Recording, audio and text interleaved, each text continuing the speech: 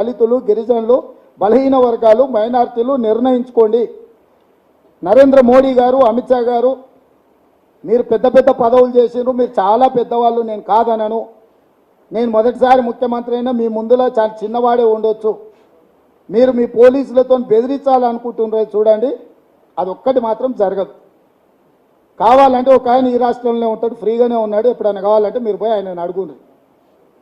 ఇట్లా పోలీసు కేసులతోని, చెర్లపల్లి చెంచల్గూడ జైళ్లతోని భయపట్టించుకొని రాజకీయం చేయాలనుకుంటే తెలంగాణ రాష్ట్రంలో జరిగిన పరిణామాలు, మేము చేసిన పోరాటం ఏందో మీకు తెలుస్తుంది. ఎందుకంటే చీకట్లు ఎట్లాగో మీతోనే మాట్లాడుతుంటాడు కాబట్టి ఒకసారి ఆయనను అడగండి. దయచేసి ఇలాంటి ప్రయత్నాలు మానుకోండి. మీరు చాలా పెద్దవాళ్ళు, మీరు మీ సిద్ధాంతాన్ని చెప్పుకోండి. మేము చెప్తున్నాం మీ సిద్ధాంతం, మీ విధానాన్ని మేము చెప్తున్నాము, ఆధారాలు బయట పెట్టినాము. ఇప్పటి వరకు అట్లాంటి ఆలోచనే లేదు. ఈ భూమి ఆకాశాలు ఉన్నంత వరకు ఈ రాజ్యాంగం ఇట్లనే ఉంటుందని మోడీ గారు నిన్న చెప్పినట్టు. మరి మీ అభిమాన నాయకుడు అటల్ బిహారీ వాజ్పేయి గారు ప్రధానమంత్రిగా తీసుకున్న నిర్ణయాలు ఈరోజు గెజిట్ నోటిఫికేషన్స్ను